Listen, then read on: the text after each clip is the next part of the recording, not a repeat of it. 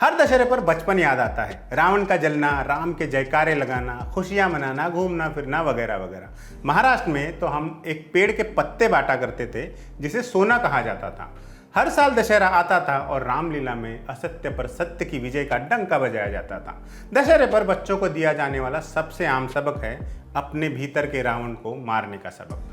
थोड़े बड़े होने पर हमने जाना कि सबक सिखाने वालों में न अभी तक सत्य और असत्य का फर्क स्पष्ट है और न ही उन्होंने रावण की ठीक ठाक पहचान की है।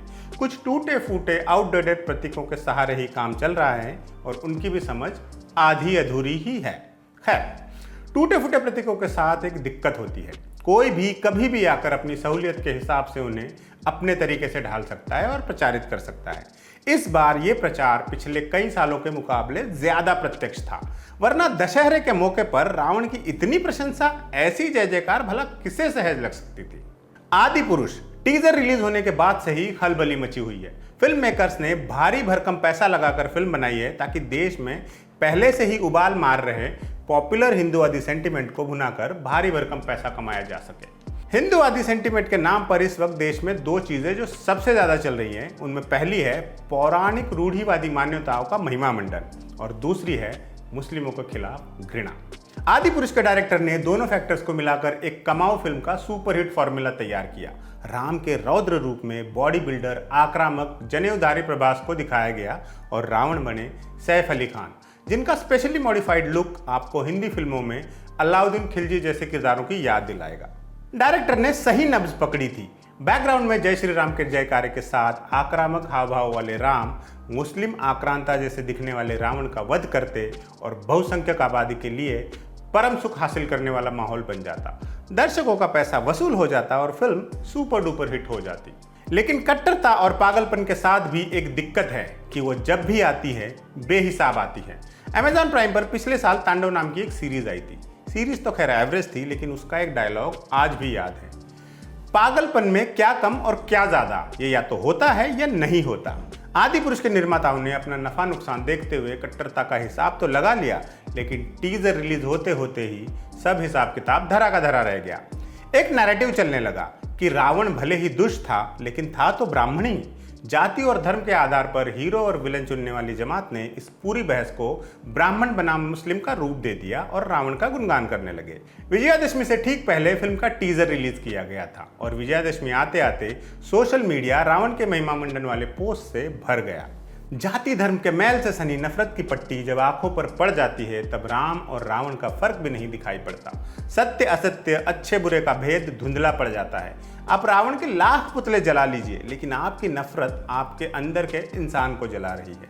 नफरत ने आपकी सोच को ऐसा अपाहिज बना दिया है कि आपको न राम की समझ है न रावण की पहचान।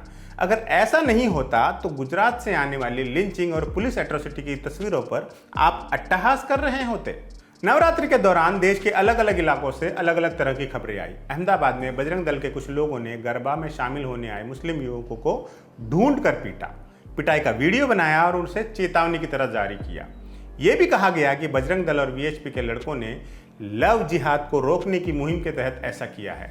मध्य प्रदेश के कई इलाकों में गरबा आयोजनों में गैर हिंदुओं की एंट्री पर प्रतिबंध वाले पोस्टर लगा दिए गए। हरिद्वार में साधु संतों की ओर से फरमान जारी कर दिया गया कि अगर गरबा में आना है तो मुस्लिम युवक पहले घर वापसी करें। इन खबरों का क्या मतलब है? मतलब वही सीधा है कि अच्छाई और बुराई के बीच की रेखा पर धर्म और जाति के बड़े बड़े धब्बे हैं। उन धब्बों ने लकीर को अपने भीतर कहीं छिपा लिया है।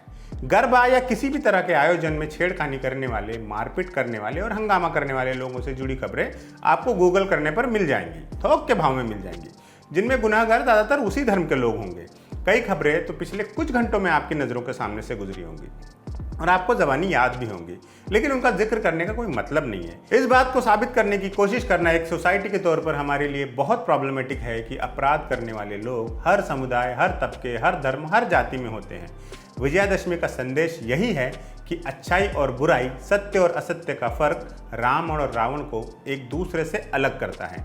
आप ये फर्क जाति और धर्म में तलाश करके अपनी ही पुरानी मान्यताओं, परंपराओं और विश्वासों का अपमान कर रहे हैं। और सुनिए, मुस्लिम पहचान को आपराधिक पहचान से जोड़ना, उन्हें समाज में अलग थलग करने की कोशिश करना और धार्मिक आयोजनों के नाम पर हिंदू मुस्लिम के बीच की खाई को और बढ़ाना, ये सब राम के नहीं, रावण के काम है।